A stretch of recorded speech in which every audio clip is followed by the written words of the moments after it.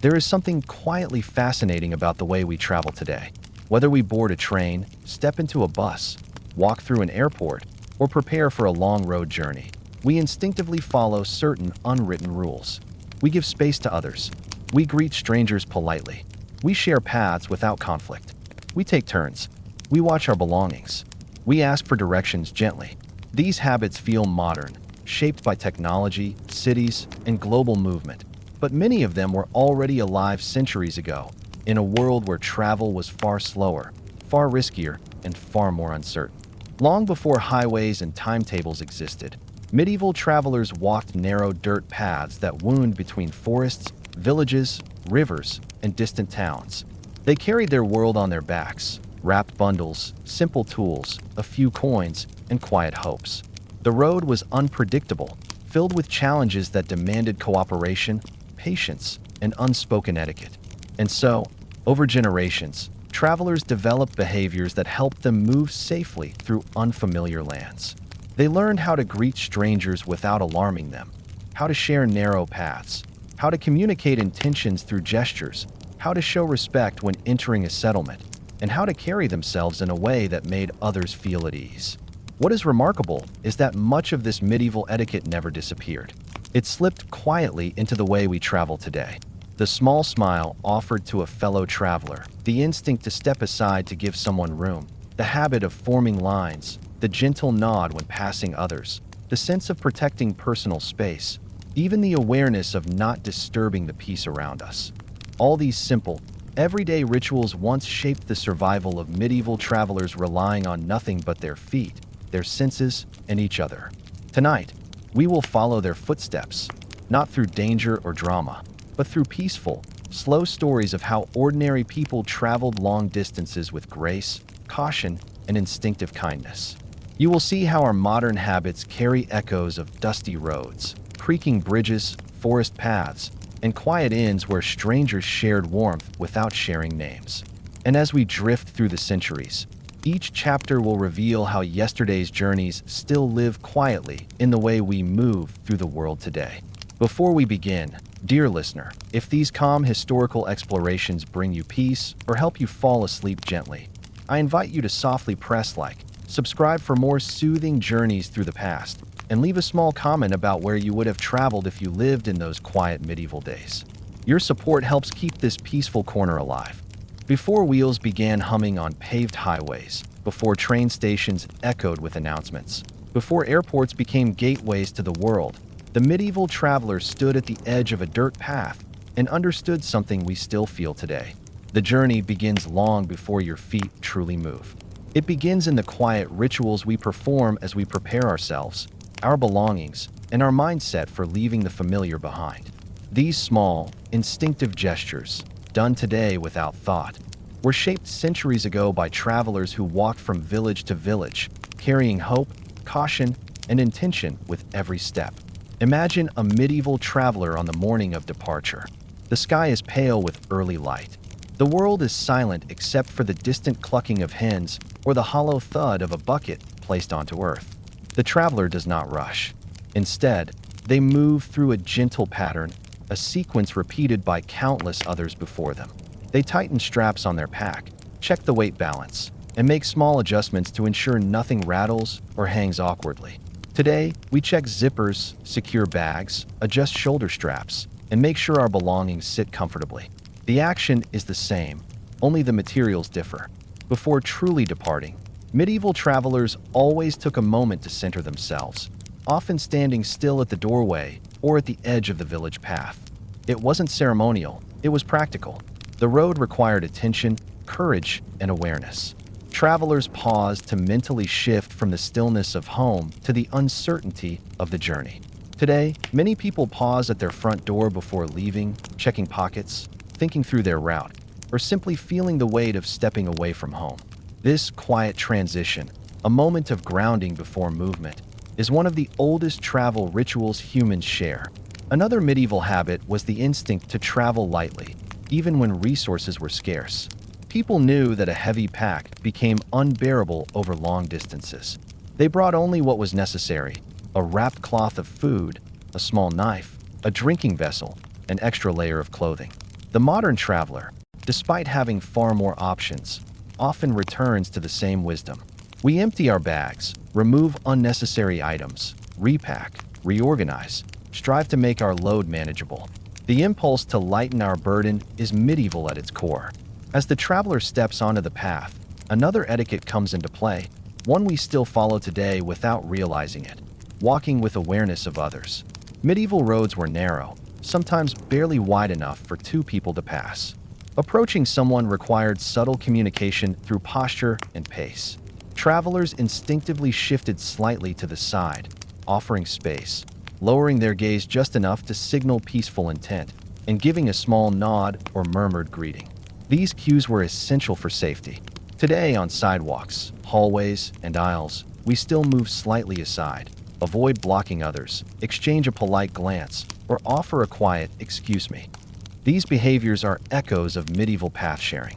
Another etiquette that shaped medieval travel was checking the environment before committing to a direction. Roads were not mapped, and signs were rare. Travelers examined the sky for weather, scanned the horizon for landmarks, listened for distant noise, or watched the pattern of footsteps left in soil. They moved only when the conditions felt safe enough. Modern travel carries the same instinct. We check weather apps, evaluate traffic, consult maps, listen to announcements. Even the feeling of something doesn't seem right traces back to medieval sensory awareness. Companionship during travel also created its own etiquette. Medieval travelers often joined others for stretches of road, even if they were strangers. This companionship brought safety, conversation, and shared effort. But it came with an unspoken rule: match the group's pace, respect silence when needed, and stay close enough to show unity, but not so close as to intrude. Anyone who violated these rhythms risked making others uncomfortable. Today, when we walk with someone and naturally match their steps, respect personal space, or sense when to talk and when to remain quiet, we are following these ancient patterns. Another deeply ingrained medieval ritual was the act of looking back once before fully departing. Travelers often turned to glance at their home, village, or resting place before the first long stretch of road. This was not sentimental, it was practical. The glance marked a mental shift. I am leaving this behind for now. Today, we still do this unconsciously.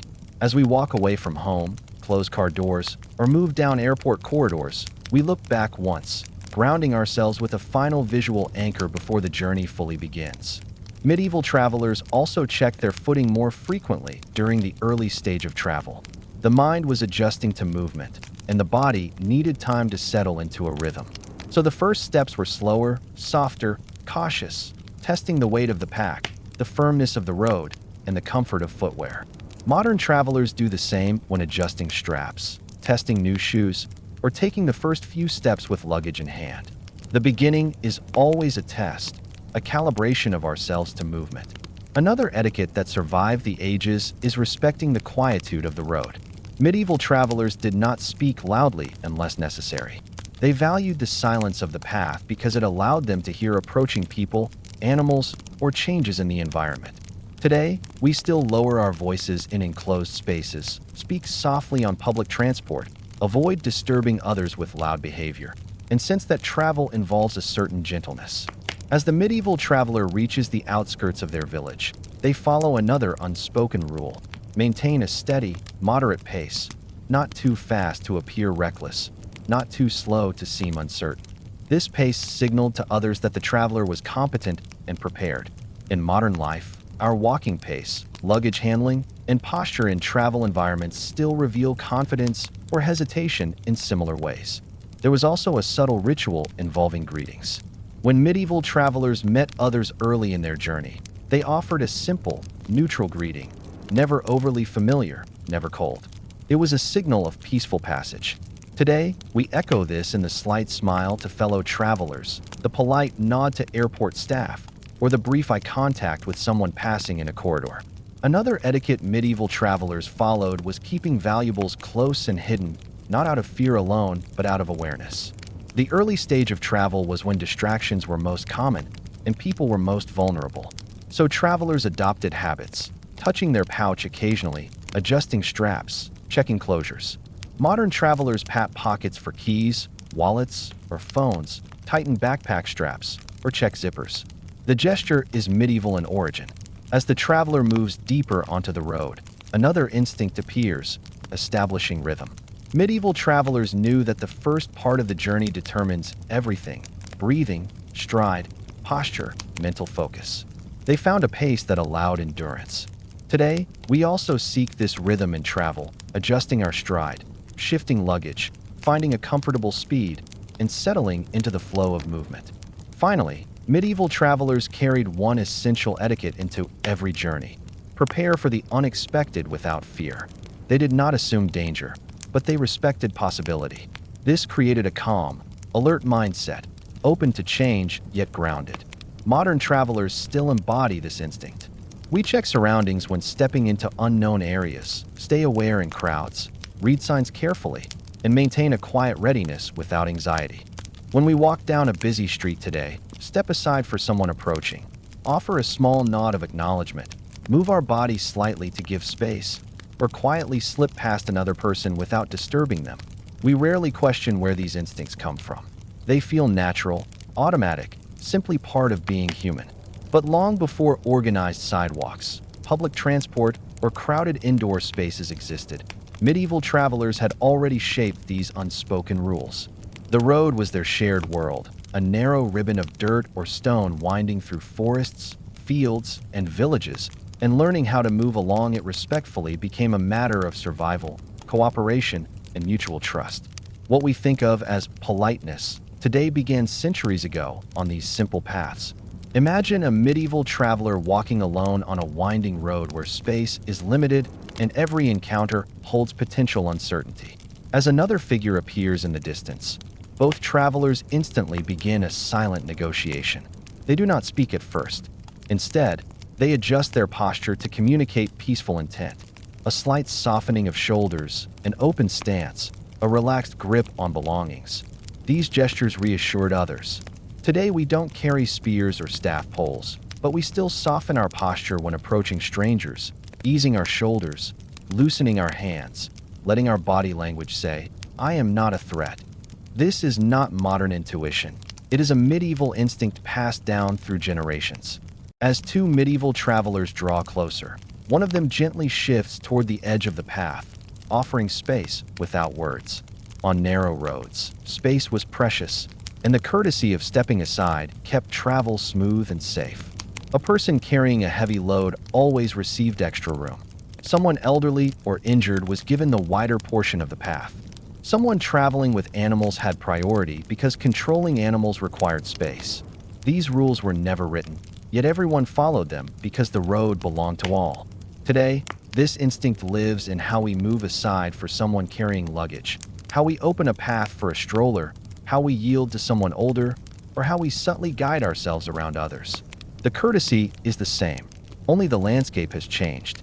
Medieval travelers also developed the habit of announcing their presence gently, not loudly.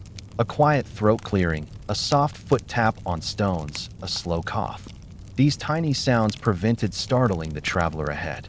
Sudden noises on lonely roads caused fear, so medieval etiquette required subtlety.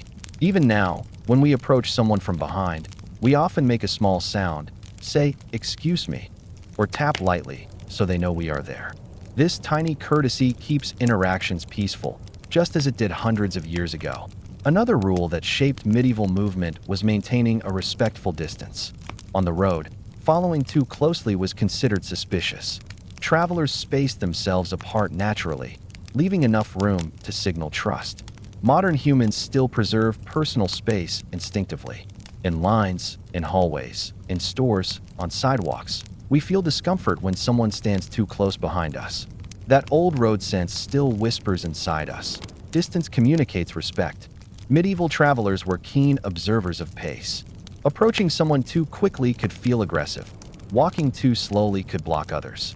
So travelers learned to adjust rhythm, speeding up or slowing down to synchronize with those they met. When two people walk together for even a short time, they naturally match steps. Today, when we walk beside someone and unconsciously match their pace, or when we slow down so as not to crowd another person, we are repeating the same rhythms learned on medieval paths. where harmony of movement meant safety and comfort for everyone. Passing etiquette also evolved early. On medieval roads, the slower traveler gracefully shifted aside to allow the faster traveler to pass. This was not a rule of status, just practicality. Today, we do the same. On sidewalks, escalators, grocery aisles, airport walkways, we create a flow that mirrors the old patterns. We stand aside to let others through. We adjust ourselves to avoid blocking movement. We instinctively maintain motion so the collective path stays open. Medieval roads taught humanity how to move together. Communication without words played an enormous role in medieval travel. Travelers learned how to read each other, posture, breathing, the angle of steps, how someone held their belongings. All of these gave subtle clues about intentions or needs. A tired traveler walked differently from a hurried one. A cautious traveler scanned the horizon more frequently. A nervous traveler held belongings tightly. Others adapted their behavior based on these cues. Today, the same awareness lives in us. We can sense when someone is lost or unsure and adjust our movement to accommodate them. We know when someone is in a rush and shift our path slightly. Our ability to read one another's movement evolved not in office buildings or airports, but on medieval paths woven through forests and villages. Another ancient etiquette that remains is the rule of not obstructing shared space. Medieval travelers resting along the road moved to its edges, never stopping in the middle where others needed to pass.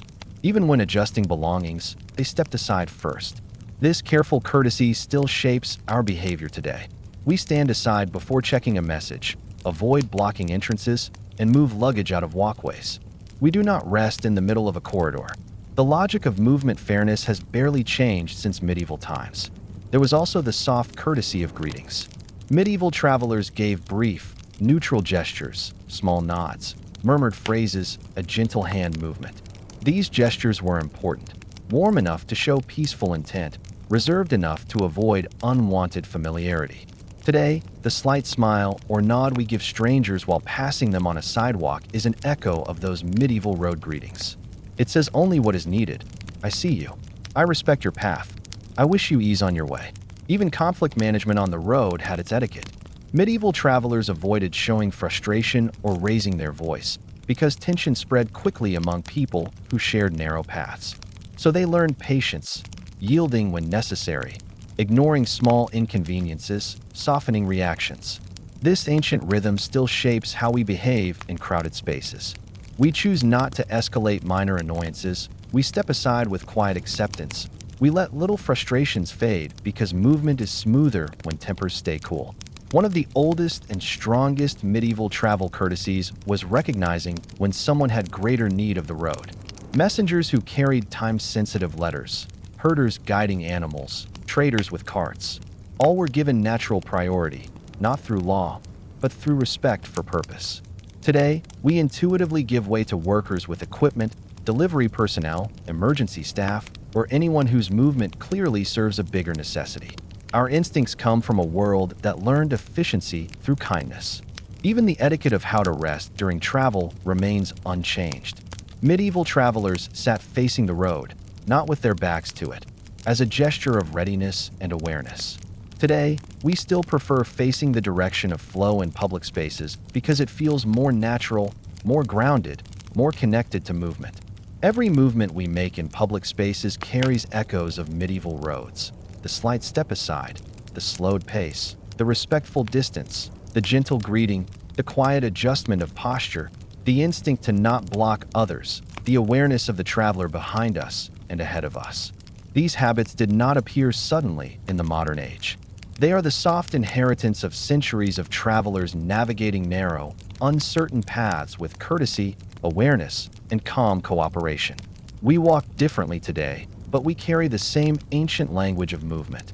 The old roads may be gone, buried beneath cities, highways, and polished floors, but the etiquette born on those paths still guides our feet, shapes our gestures, and keeps the shared world moving smoothly around us. When we travel today, whether stepping onto a bus, passing someone in a narrow hallway, asking for directions, or simply crossing paths with a stranger in a quiet place, there is a gentle awareness that rises in us. We soften our posture slightly, adjust our tone, smile just enough to be polite but not intrusive, and approach with a calmness shaped not by modern rules, but by something far older. The instinctive etiquette we use when encountering strangers on the road did not begin in airports or railway stations. It began centuries ago, along dusty medieval paths where every meeting mattered deeply, not just for civility, but for safety, cooperation, and the shared experience of moving through an unpredictable world. Imagine a lone medieval traveler approaching a bend in the road. The sun is sinking slowly, casting long shadows across uneven earth. The traveler sees another figure ahead, someone resting beside a tree or walking at a careful pace. In this moment, an entire ritual unfolds inside the traveler's mind. There is no manual for it, no written instruction, yet the body knows exactly what to do. The pace slows slightly. The traveler ensures their hands are visible, their shoulders relax, and they offer space long before words are exchanged. It is a wordless reassurance, a silent gesture saying, "I am peaceful, I am aware of you, and I respect this shared space." Without realizing it, modern travelers still follow this dance. When we approach someone alone at night, when we pass a stranger on a quiet street, when we make our presence known gently rather than suddenly, we are echoing behaviors practiced on medieval roads for generations. As the medieval traveler comes closer, there is a soft greeting, nothing lengthy or emotional, simply a small nod or a calm phrase that acknowledges the other person's presence. This tiny courtesy soothed tension on the road. Today, the same courtesy guides us, a small nod, a faint smile, a gentle hi. As we pass someone outdoors, all echo this ancient measure of respect. We do not think about it, yet we feel it is appropriate because centuries of human movement shaped it into instinct. Medieval travel demanded the ability to read strangers quickly but fairly. The traveler approaching another person watched for subtle cues, how they carried themselves, whether they seemed tired or alert, whether their movements were hurried or slow. These observations shaped expectations. If the other traveler looked weary, one approached gently and did not demand conversation. If they appeared cautious, one respected distance. If they seemed open or relieved to see another person, one offered a bit more warmth. Modern travelers still carry this sense. We instinctively adjust how we approach strangers based on posture, tone, and expression, and even though we no longer fear roadside danger, the emotional logic remains the same. Matching the atmosphere ensures a peaceful interaction. Another essential piece of medieval etiquette was the idea of keeping the interaction brief unless invited otherwise. Travelers exchanged only the necessary words, directions, warnings about the road, simple observations about weather or distance. They did not pry or linger unless both parties welcomed it. Today, this restraint survives in the way we talk to strangers while traveling. We offer only what is helpful, avoid asking overly personal questions, and allow the other person to control the depth of the interaction. That respectful distance began not in modern politeness, but in medieval necessity. Occasionally, medieval travelers chose to walk together for a portion of the road. When this happened, an extraordinary but subtle rule emerged: find a shared pace. The faster walker slowed a little, the slower walker quickened their steps. No one spoke about it, it simply happened.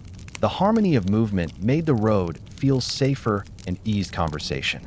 Today, when we naturally match the steps of a companion or adjust our pace to someone older, younger, or burdened, we are repeating this ancient rhythm. The body remembers the comfort of traveling in sync. Hospitality on the medieval road was not always about conversation or companionship. Sometimes it was simply about sharing presence. Two strangers waiting out the rain beneath the same tree, sitting near the same wall for shade, or pausing to drink water at the same stream, often did not exchange more than a glance. Yet the shared moment mattered. It created a fragile sense of community between people who might never meet again. We still feel this today, when two strangers wait under the same bus stop roof during a storm, or share the same quiet corner in a station, or walk the same dim hallway. Even without speaking, there is a quiet recognition that we are navigating a moment together. Medieval travelers also learned the value of offering small acts of help without expectation. Lifting a heavy pack, clearing a stone from the road, offering a bit of cloth for a blister, or giving brief directions. These gestures softened the loneliness of travel. While society has changed, the impulse remains. We hold doors open, help with luggage, offer someone the right direction, steady a stranger who slips, lend a moment of support without lingering too long.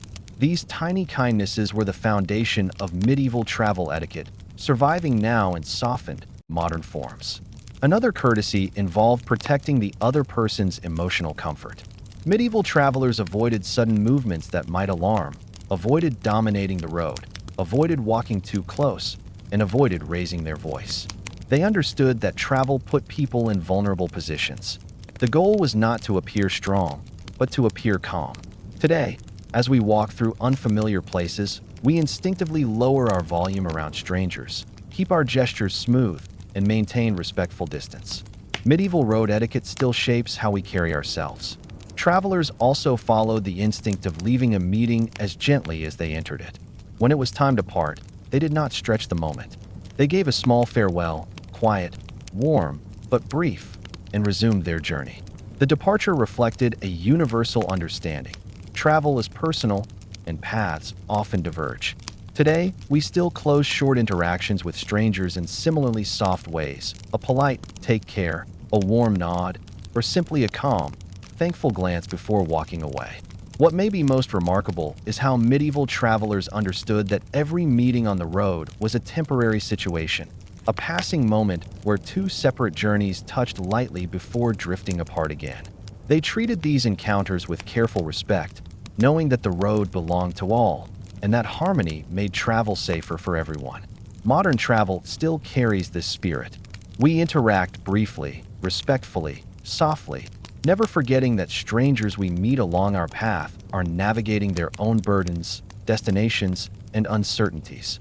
Every small movement we make around strangers, stepping aside, nodding gently, adjusting pace, softening our tone, offering small help, respecting space, comes from a long line of footsteps behind us. Centuries of travelers shaped these habits on narrow, uncertain roads where etiquette grew naturally out of necessity and compassion. The medieval world taught us how to meet strangers with balance, humility, awareness, and a quiet generosity. Even though the world has changed, even though the roads are wider and the risks are fewer, the emotional choreography of travel remains the same. We walk today with the wisdom of travelers who lived long before us, carrying their subtle gestures in our movements, their quiet hospitality in our interactions, and their ancient courtesy in our smallest behaviors. When a medieval traveler approached a new village, the experience was never as simple as walking forward and crossing an invisible boundary. It was a quiet psychological shift, a gentle but deliberate transformation in posture, mood, and awareness. The traveler knew they were stepping into a world that did not belong to them, a place already shaped by shared routines, familiar faces, and unspoken agreements among the villagers. And even though centuries have passed, this instinctive caution and respect lives inside us today whenever we enter an unfamiliar place, a cafe, a workplace, a waiting room, or a stranger's home. Without realizing it, we reenact patterns created long ago by travelers who walked into medieval villages with soft steps and heightened awareness. As the traveler approached from a distance, perhaps reaching the top of a hill or rounding a forest bend, they slowed naturally, giving themselves a breath of time to observe the landscape below. The village appeared small yet alive, with thin trails of smoke rising calmly from chimneys and the faint silhouettes of people finishing their daily tasks. This pause allowed the traveler to adjust internally, to leave behind the solitude of the road and prepare for interaction. We still do this today. Before entering any new environment, we take a slight pause, sometimes barely noticeable, letting our attention expand to register what kind of space we are stepping into. Walking closer, the sounds of the village became clearer, low voices, footsteps on earth, the movement of tools or animals. Medieval travelers paid close attention to these details. The sounds told them whether the village mood was calm, rushed, tense, or relaxed. And this instinct is still within us. When we open a door to a new room or step into a shop, we listen first. We notice the tone of conversation, the level of noise, the pace of movement. These impressions guide how we carry ourselves in those first important moments. When the traveler finally crossed into the outskirts of the village, they did so with a posture that communicated respect. Their steps were deliberate but not heavy, their arms relaxed but not loose, their gaze soft and non-intrusive. They avoided abrupt gestures or loud speech. Modern behavior mirrors this perfectly. Without being told, we lower our voices when entering unfamiliar spaces, we move with gentler steps, and our bodies naturally shrink their presence to avoid drawing unnecessary attention. These habits come directly from the medieval understanding that entering someone else's space requires humility. Villagers often noticed newcomers almost immediately. A window shutter might shift, a child might pause mid-play, or someone working outdoors might glance up. Travelers responded with subtle gestures, a slight nod, a small lift of the chin, or a gentle softening of expression. Not a big smile, not an enthusiastic wave, just enough acknowledgement to signal peaceful intention. And even now, we do the same. When entering a quiet room or passing strangers in a small place, we offer quick, understated acknowledgments that create comfort rather than intrusion. If the traveler approached a group of villagers, they followed another delicate rule: approach from the side, not straight into the center. They waited for a natural pause in conversation before speaking. They respected the invisible boundary of the group. Today, this instinct remains strong. We do not walk directly into a circle of people talking. We do not interrupt without reading the moment. We wait for an opening, observing quietly until the environment welcomes our presence. If the traveler needed to ask for directions, water, or a safe place to rest, they spoke slowly and clearly, but never forcefully. In medieval etiquette, a request was framed as an invitation for the other person to respond freely, not an obligation. We still use this structure today. Excuse me, may I ask, is it okay if... All these gentle openings descend from a time when travelers understood that kindness from strangers could not be demanded, only invited. The traveler also knew never to assume hospitality. They did not enter expecting warmth, resources, or attention. Their posture communicated both self-sufficiency and openness. Modern humans repeat this in subtle ways. When we enter someone's workplace or home, we wait to be told where to sit. We avoid touching items without permission, and we let others guide us through their space. These behaviors reflect medieval travelers who learned to blend sensitivity with quiet confidence. Passing through narrow streets, the traveler kept belongings close, adjusting straps and ensuring nothing brushed others. This was partly courtesy and partly an effort to appear orderly and respectful. Today, when we pull backpacks closer in crowded buses, hold bags near our body in tight spaces, or avoid letting our belongings inconvenience others, we display this same ancient etiquette. As the traveler moved deeper into the village, they adjusted to the pace around them. If the villagers walked slowly, the traveler slowed. If the environment was busy, they moved with more purpose. In medieval life, blending into the flow was essential for safety and acceptance. Modern crowds function the same way. We instinctively match pace in busy corridors, adjust to the movement of others, and let the environment guide our rhythm. One of the most enduring medieval principles was that one must not disturb the emotional balance of the place they enter. Travelers avoided loud disagreements, sudden laughter, or dramatic reactions. They kept their presence peaceful. Today, we still lower our tone in waiting rooms, soften our mood in quiet spaces, and avoid causing disruptions in environments that aren't our own. These habits were shaped by countless generations entering villages where social harmony mattered profoundly. If the traveler sensed tension, guarded looks, quiet streets, uncertain glances, they responded by giving even more space, more silence, more time. This was a protective courtesy, a way of saying, I understand that I am a stranger, and I respect your boundaries. Modern people replicate this instinct. If we walk into a room where energy feels heavy or private, we step lightly, move slowly, or even choose to withdraw. We know intuitively how to interpret emotional landscapes, because medieval travelers were guided by the same wisdom long before us. When it was time to leave, the traveler exited the village with the same quiet grace with which they entered. A final glance, a soft nod, or a small gesture of acknowledgement often concluded their presence, a symbolic closing of a temporary relationship between traveler and community. Surprisingly, we retain this today.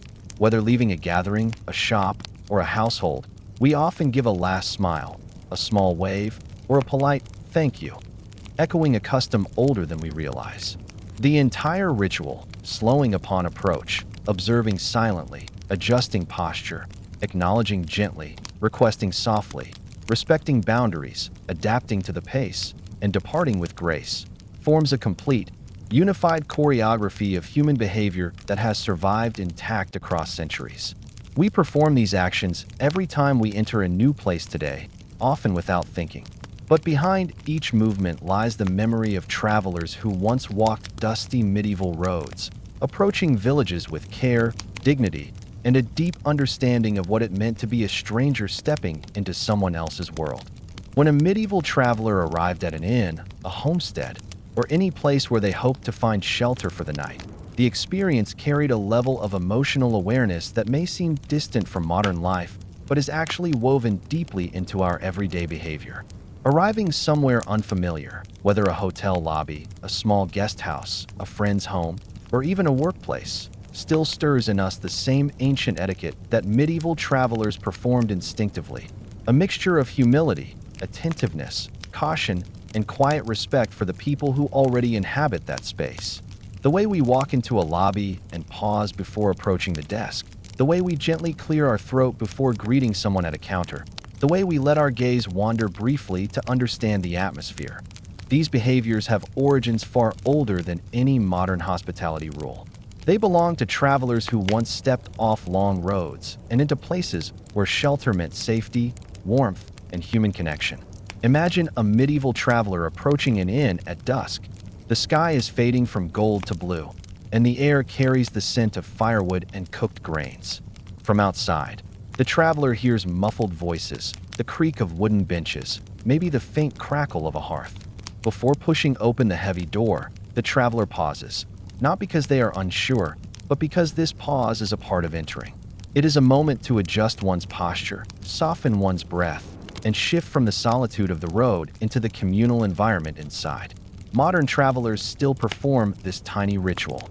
We pause before entering a hotel lobby, step slowly into a restaurant, or ease into a waiting room, letting our senses adjust to the new environment. This transition is so natural that we rarely notice we are doing it, yet it echoes the mindset of medieval travelers who crossed thresholds with care. Once the traveler steps inside the inn, their movements become even more measured. They do not rush forward or call out loudly. Instead, they allow the room to take them in. They notice who is present, where the hearth is, which tables are full, where the innkeeper stands. They study expressions, tones of voice, and the general mood of the place. Medieval inns were hubs of information, filled with travelers, merchants, locals, and workers, and navigating them safely required sensitivity. Today, we still pause inside new places, scanning quickly to understand lighting, noise level, the presence of others, and the emotional tone of the room. This instinct is not modern politeness, but inherited survival intelligence. When the traveler approaches the innkeeper, they do so with quiet confidence, but not entitlement. Their posture conveys a simple message: I am seeking shelter, and I respect your space. They wait for the innkeeper to acknowledge them before speaking, allowing themselves to be welcomed rather than imposing themselves. We still follow this etiquette almost exactly. At hotel counters, information desks, or reception areas, we wait until the staff member looks up before we begin to speak. We offer a polite greeting, our voice calm and steady. These gestures come from medieval life, when social harmony depended on understanding one's place as a guest. Inside the inn, the traveler keeps their belongings close, placing their pack gently at their feet, never occupying too much space, never blocking pathways. They position themselves where they are visible but not intrusive, allowing others to move freely. Today, when we enter a crowded lobby or shared space, we set our bags beside us, avoid spreading out, and remain aware of how much room we occupy. This courtesy originated from crowded medieval inns where respect for shared space ensured comfort and safety for everyone. If the inn was busy, the medieval traveler waited patiently.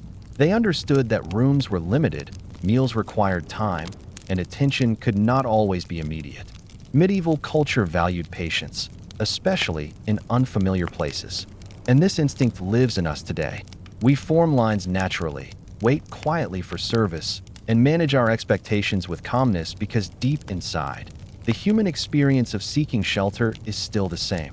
We wait because we understand that all travelers share the same needs. Conversation inside an inn required its own subtle etiquette. Travelers spoke softly at first, letting their voice blend into the room rather than cutting through it. Their initial words were chosen carefully, simple greetings, polite requests, expressions of gratitude. Even today, when entering hotels or guest houses, we instinctively lower our voice, allowing our presence to merge gently into the environment. When we check in, we do not speak loudly. We speak with a tone meant to communicate respect for a shared space. As the medieval travelers settled in, sitting on a bench near the hearth or placing their belongings under their seat, they continued to read the room. They watched how others interacted, noting whether the atmosphere was relaxed or tense, friendly or reserved. Based on these observations, they adjusted their own presence. If the inn was lively, they allowed themselves a slightly warmer expression. If it was quiet, they kept their demeanor soft and composed. Modern travelers still do this, often without realizing it. In crowded lounges or quiet lobbies, our bodies unconsciously mirror the emotional texture of the room because centuries of shared human behavior taught us how to move harmoniously among strangers. Hospitality in medieval inns also involved reciprocity. Travelers appreciated what they received: warm food, a place by the fire, somewhere to sleep, and they expressed this appreciation through calm gratitude. They did not demand special treatment or complain loudly. Their expectations were modest. Today, when we thank hotel staff, acknowledge the person at reception, or speak kindly when asking for help, we are continuing this ancient etiquette of mutual respect between guest and host. At night, when people prepared to sleep, another set of silent understandings came into play. Travelers avoided moving noisily, avoided disturbing those already resting, and kept their personal space neat and contained. In modern hotels or shared sleeping areas, we follow these same instinctive rules, lowering noise levels, keeping to our own area, and respecting the rest of others. The continuity between medieval and modern nighttime manners is striking. It reveals how deeply our behaviors are anchored in situations experienced across generations. Even the morning departure carried etiquette. Medieval travelers rose early, gathered their belongings quietly, and ensured their sleeping space looked respectful when they left it. They thanked the innkeeper with a nod or a few soft words. Modern travelers still do this exact thing. We tidy our rooms lightly, thank the staff, and carry ourselves with the same gentle gratitude that shaped medieval hospitality exchanges. We may think of these behaviors as simple politeness, but they are echoes of the ancient agreement between traveler and shelter provider. One of the most profound parallels lies in how medieval travelers understood their identity inside the inn. They were not the center of the space. They were guests sharing temporary shelter with strangers whose journeys intersected briefly with their own. This humility is still present today in the way we move through hotels, airports, and public waiting areas. We do not assume ownership.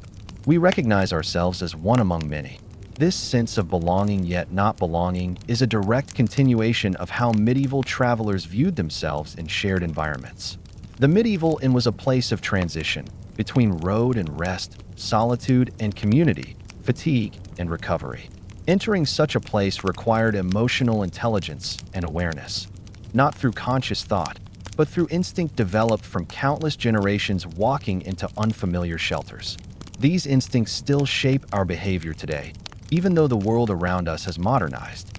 Every moment, the pause at the threshold, the quiet greeting, the soft posture, the careful placement of belongings, the patient waiting, the gentle tone, the respectful use of space, the quiet gratitude, is a remnant of a time when travelers depended on the goodwill of strangers, and strangers depended on travelers behaving with dignity. Though inns have become hotels, counters have replaced wooden tables, and polished floors have replaced dirt, the etiquette of seeking shelter has remained almost unchanged. It lives in our movements, our tone, our awareness, our humility, and the subtle way we adjust ourselves when stepping into places that hold other people's routines.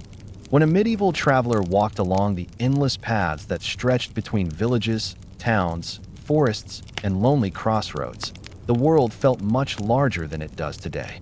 The land was wide, the journey slow, and everything depended on awareness. There were no maps that an ordinary person carried, No posted signs to guide the way, no organized system to warn travelers about washed-out bridges, closed markets, or dangerous river crossings.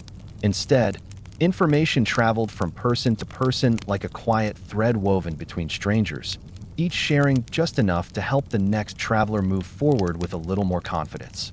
And although centuries have passed, the quiet instinct to help strangers with small pieces of knowledge, the simple kindness of saying, "The road is this way," or "That door takes you upstairs," or "You're almost there," still shapes how we move around each other today. Imagine a lone medieval traveler walking along a dusty road in the late morning light.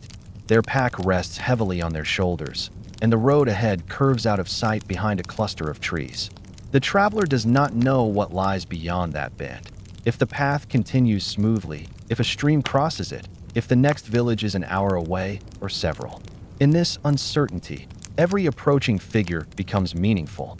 And when another traveler appears in the distance, both instinctively begin preparing for an exchange, not of goods, not of greetings alone, but of knowledge, the most valuable currency of the medieval road.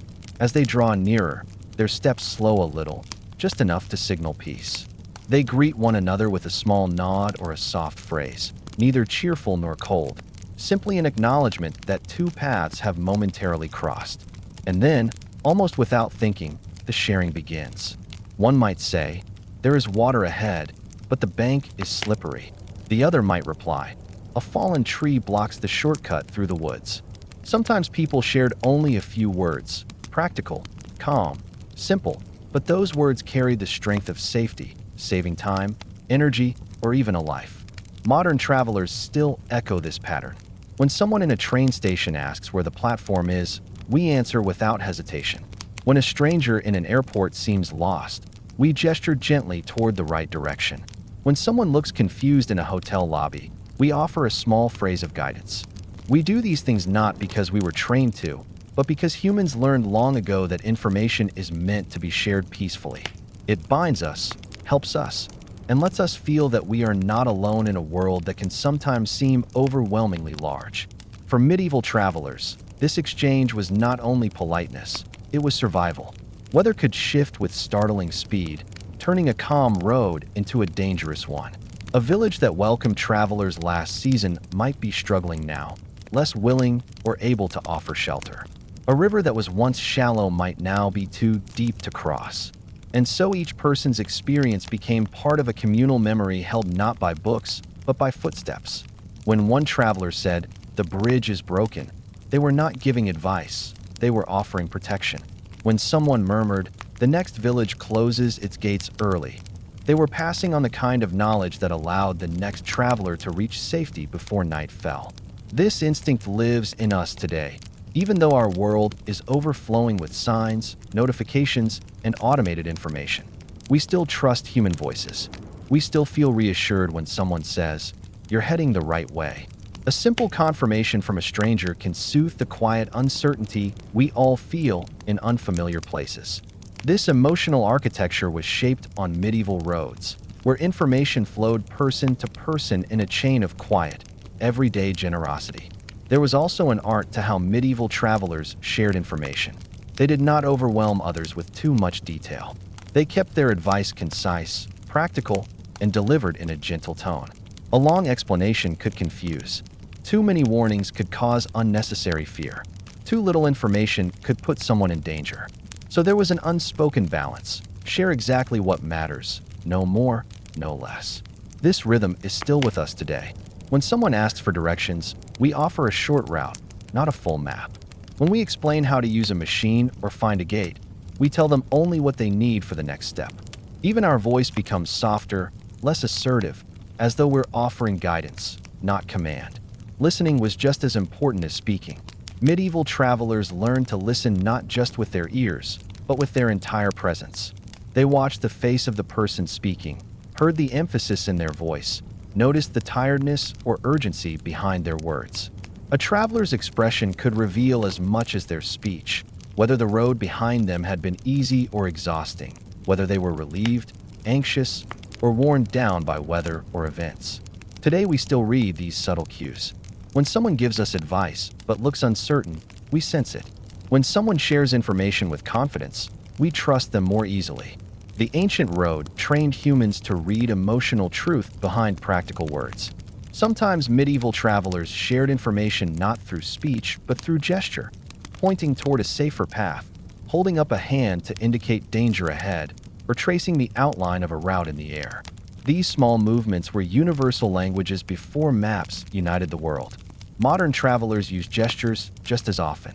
A hand motion showing which direction to go, a quiet wave inviting someone forward, a simple nod telling someone they're on the correct path.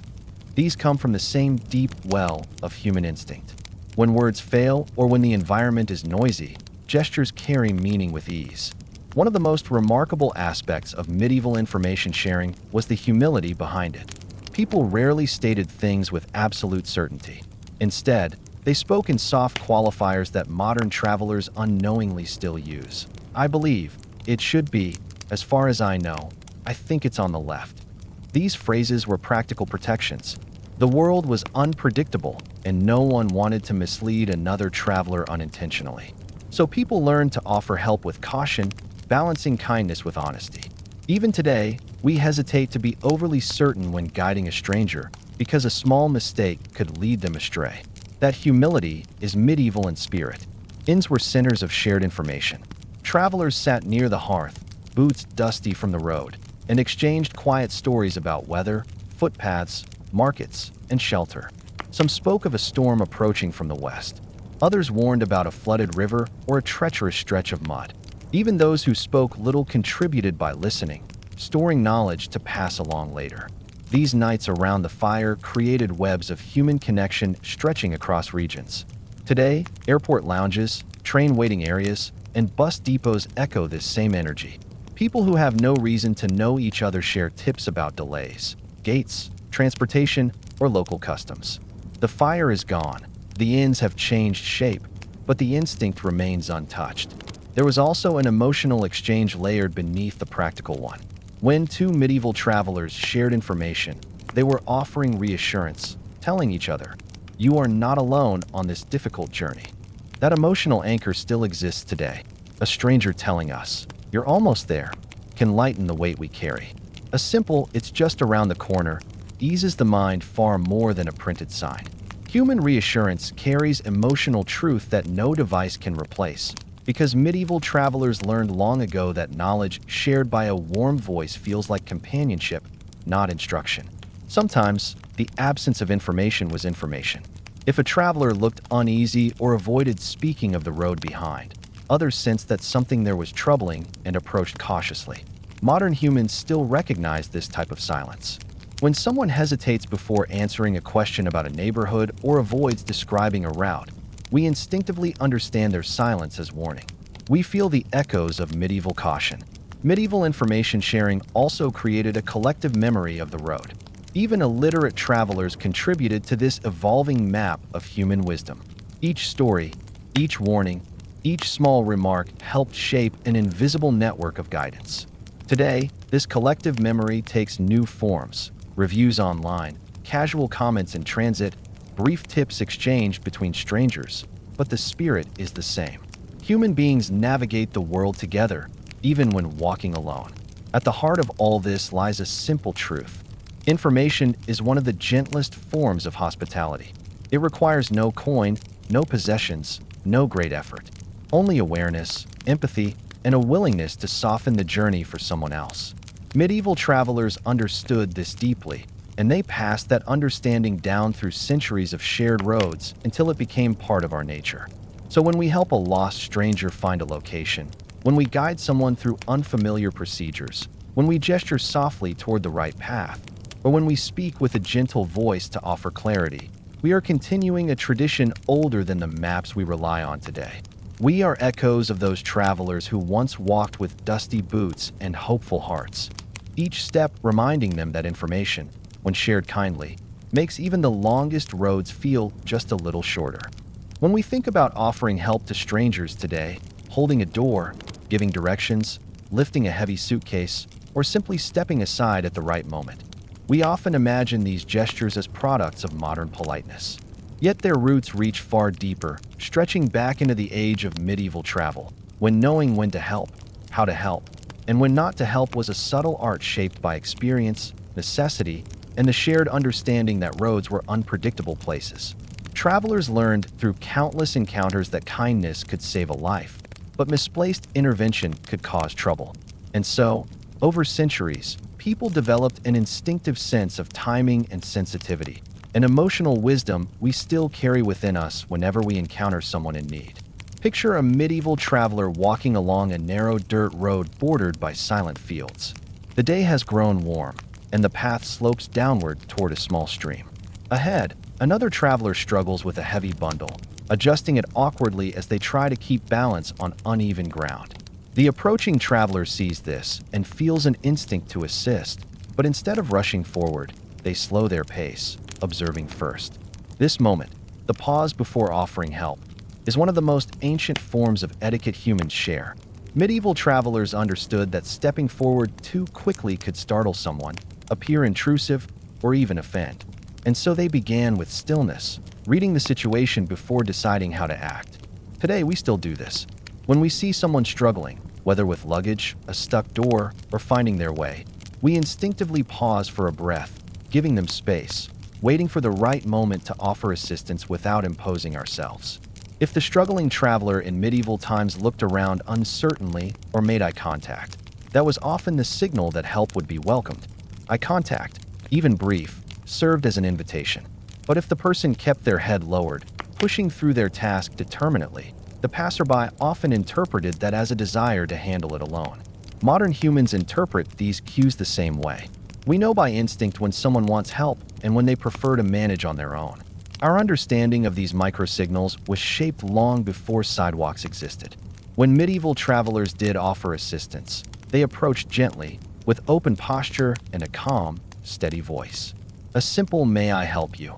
or even a nod toward the burden was often enough.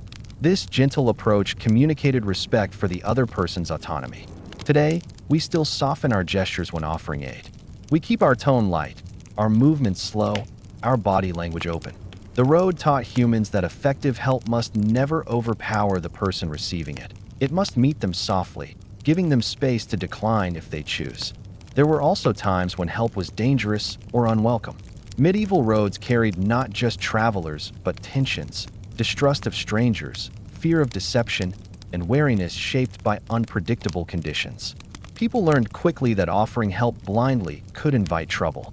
This taught them another kind of courtesy, the courtesy of restraint, helping only when invited, stepping forward only when safe, holding back when a situation felt uneasy.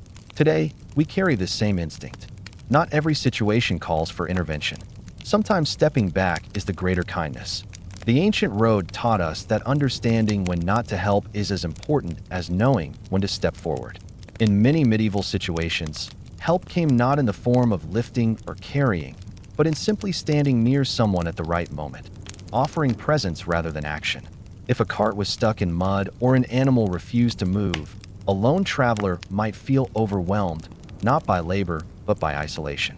A second traveler arriving, even silently, often changed the emotional landscape. Their presence alone said, "You are not alone. I am here if needed." This form of quiet support remains one of the most powerful human instincts. Today, we still understand that sometimes standing by someone, a stranger struggling with a vending machine, a lost traveler looking at signs, a person gathering spilled items, is enough to make them feel supported even before we say a word. When medieval travelers offered help, they also practiced the etiquette of offering to stop, not forcing to solve. They would gesture toward the bundle, the stuck wheel, or the obstacle and wait for a nod or a soft word. If the other traveler declined, the helper stepped back immediately without discomfort or offense. This sensitivity survives in us today. We do not insist on helping. We do not push ourselves into someone's problem. We offer, and if the offer is declined, we respect that boundary gracefully. This emotional delicacy, this understanding of autonomy, was an essential part of medieval road culture because the road taught people that dignity mattered as much as assistance. There were also situations where medieval travelers did not wait for signals. When danger was immediate, wild animals near the path, unstable bridges, approaching storms, travelers instinctively warned others. The warning might be brief, even urgent, but it was always considerate. Today, when we warn someone about a step, a wet floor, a closing door, or anything that could hurt them, we are carrying forward this instinctive priority of safety over hesitation. Some kinds of help cannot wait for permission, and human beings have known this for centuries. Assistance in medieval times was also shaped by empathy. A traveler who had experienced hardship earlier in their journey was more likely to recognize and respond to similar hardship in others. Someone who had once slipped on a muddy slope knew exactly when to warn. Someone who had struggled with an animal or a heavy cart knew the posture of fatigue and frustration. This empathy of the road is still within us. We help in areas where we once struggled. We understand others' difficulties because we have traveled similar emotional paths, even if the landscapes have changed. Many medieval travelers practiced what could be called nonverbal permission. They approached slowly, allowing the other person enough time to react, and even then, they began assisting in a way that could easily be paused if the other person showed discomfort. For example, lifting the edge of a cart gently and waiting to see if the other traveler continued lifting. In modern life, we still mirror this. When helping someone with a heavy bag, we begin by lightly touching the handle rather than grabbing it. When assisting someone who dropped an item, we move slowly, giving them time to acknowledge or decline. The instinct to help in ways that preserve the other person's comfort was deeply shaped by medieval travel. In medieval inns, help took different forms. Travelers might offer to share firewood, show someone where the water bucket was, help tie a loosened strap on a pack, or guide someone toward the warmest place by the hearth. These were not grand gestures, but small expressions of shared humanity. Modern travel still reflects this atmosphere. We hold elevator doors, help someone find their room number, or show someone where the bus line begins. This quiet helpfulness has survived because it is woven into the structure of how humans coexist while moving. Travelers also shared tools when necessary: a needle, a strap, a piece of rope, a small knife. But even this was offered with mindfulness. Tools were precious, and the etiquette of lending was based on trust and understanding. Today, we lend items to strangers with similar caution. We hand over pens, chargers, or small objects with an awareness shaped by medieval lending rituals, where helpfulness coexisted with prudence. A significant part of medieval helping behavior involved understanding that not everyone traveled with the same strength, knowledge, or confidence. Younger travelers often needed direction. Elderly travelers required patience. Merchants carrying goods needed space. Families traveling with children needed rest. This awareness created a gentle hierarchy of needs, not based on status, but on circumstance. Modern society still reflects this. We offer extra help to the elderly, give space to people carrying heavy loads, and allow families more time. These instincts are not new. They are the direct descendants of medieval compassion. There was also a kind of emotional etiquette concerning how much help to give. Medieval travelers learned not to overstep. Help enough to solve the immediate problem, but not so much that the other person felt incapable or diminished. Today, when we help someone but ensure they still feel competent, such as assisting with luggage but letting them carry the smaller part, we are following this same emotional balance. Most remarkable of all is that medieval travelers understood something we often forget. Offering help is not merely a practical act, but a psychological one. It lightens not only burdens, but loneliness. The road was long, and the smallest gesture of help reminded travelers that the world was not as indifferent as it sometimes felt. Even today, when a stranger helps us, we feel a warmth that goes beyond the action itself. It is the emotional memory of thousands of years of shared journeys, where help was a quiet reassurance that humanity travels together, not alone. As night fell on medieval roads and travelers sought shelter, they often remembered the small moments of help received during the day. The person who lifted their pack, the one who told them how far the next inn was, the one who shared a bit of water or simply stood beside them during a difficult moment. And in remembering, they felt gratitude deep enough to carry into their next encounter. This cycle, receiving help, offering help, stepping forward, stepping back, reading cues, understanding limits, became a universal language of the road. A language we still speak fluently today, even though our roads are paved, our journeys quicker, and our risks fewer. Every small act, every held door, Every lifted suitcase, every quiet, "Do you need help?" is an echo of those old paths, those long journeys, and those countless travelers who carried the world not alone, but together, one gentle gesture at a time. When medieval travelers walked along the long, winding roads of their world, they did so not in chaos, but in a kind of quiet harmony built on rules that no one wrote, yet everyone understood. These rules were subtle, so subtle that people hardly noticed they were following them. But through thousands of small interactions, these unspoken agreements shaped the flow of travel and guided the way strangers moved around one another. And those centuries have passed. Those silent rules continue to guide us today whenever we walk through crowded streets, navigate airports, adjust our pace in a hallway, or instinctively shift our movement to avoid collision. The modern world may look very different, but the invisible etiquette of how people travel together hasn't disappeared. It has only changed its setting. Imagine a medieval traveler early in the morning, walking down a narrow dirt path where grass still sparkles with dew. The forest around is waking slowly, and the world feels peaceful. Ahead, another traveler appears. The path is too tight for comfort, and both know instinctively that they must adjust their movements. Without speaking, the first traveler shifts slightly to the right, offering a bit of space. The second mirrors the gesture, moving just enough to pass smoothly. This small choreography happens naturally, without teaching, without hesitation. And it remains exactly the same today. On a narrow sidewalk, in a grocery aisle, on a train platform. We move slightly to one side to let someone pass, and they move in return, as though the two of us are dancing to a rhythm older than memory. These interactions in medieval times created an entire language of movement, a shared understanding that people traveling in the same space must respect one another's direction, pace, and personal boundaries. Today, we may not walk with cloaks and satchels, but the instinct still governs us. When someone approaches quickly from behind, we step aside. When a person slows down unexpectedly, we adjust our pace. When crowds converge, we sense the flow and merge into it like a stream finding its path. These instincts feel effortless, but they are the result of centuries during which humans learned to travel not as isolated individuals, but as part of a moving community. One of the strongest silent rules medieval travelers followed was the principle of anticipation. People learned to read each other's movement patterns long before they crossed paths.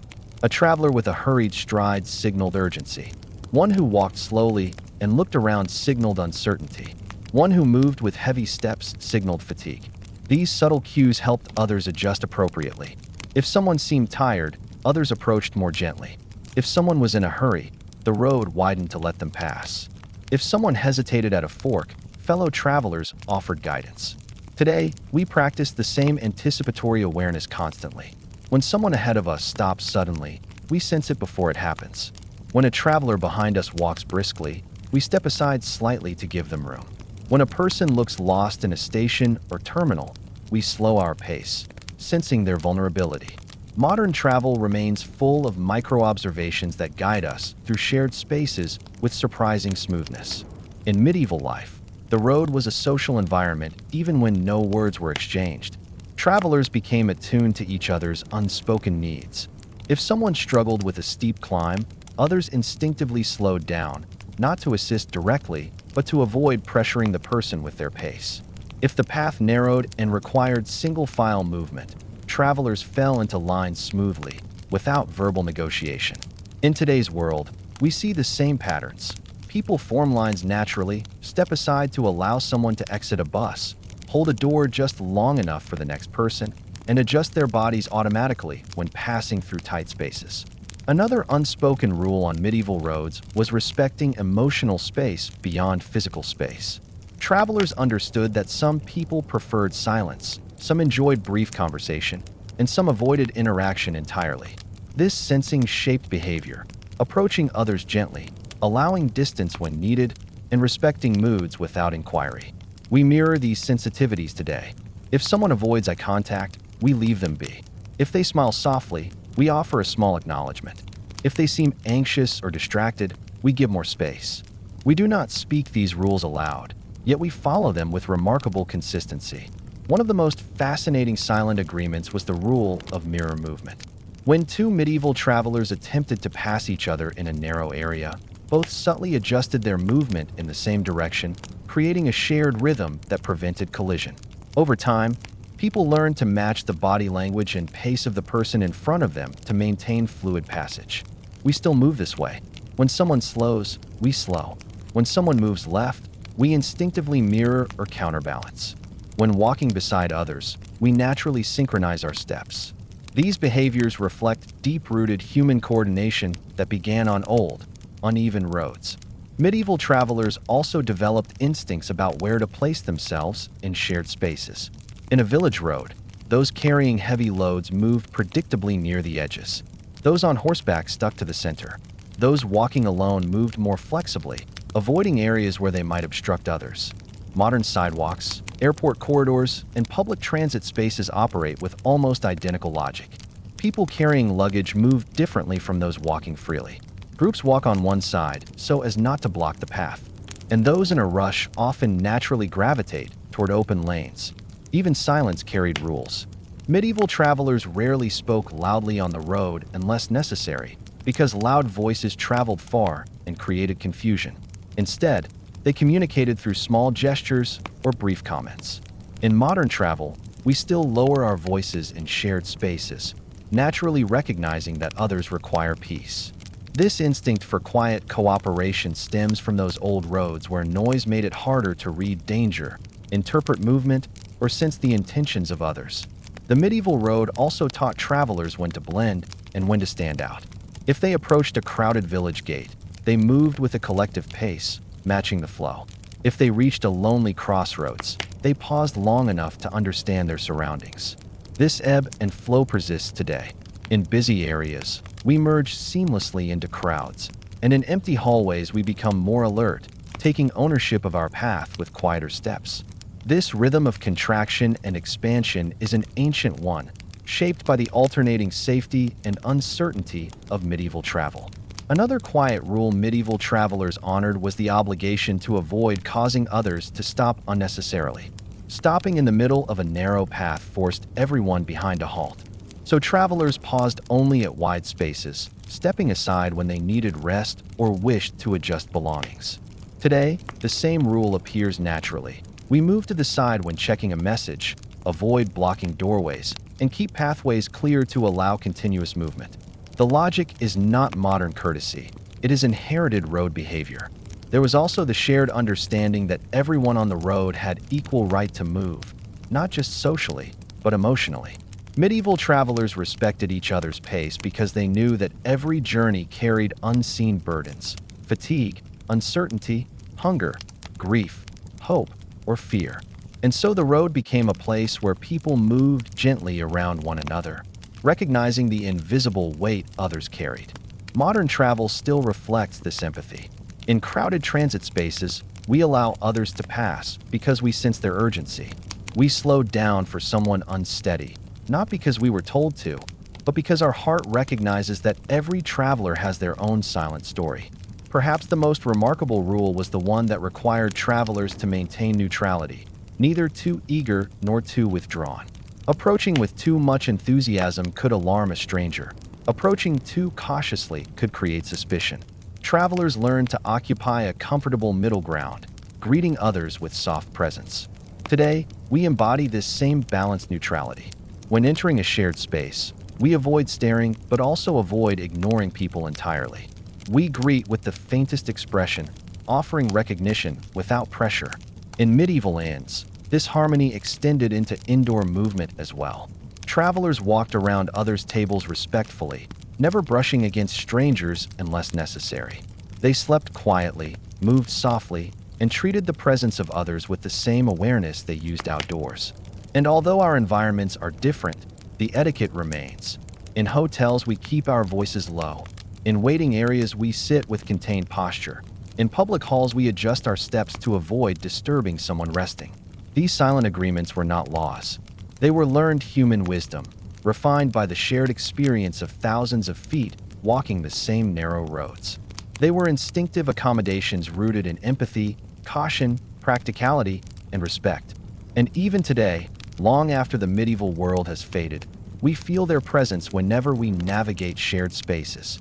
Every time you adjust your pace for someone ahead of you, every time you step aside at the exact right moment, every time you soften your movements near a stranger, every time you read someone's intentions through their footsteps alone, every time you merge smoothly into a crowd without thinking, you are continuing the ancient choreography of the road.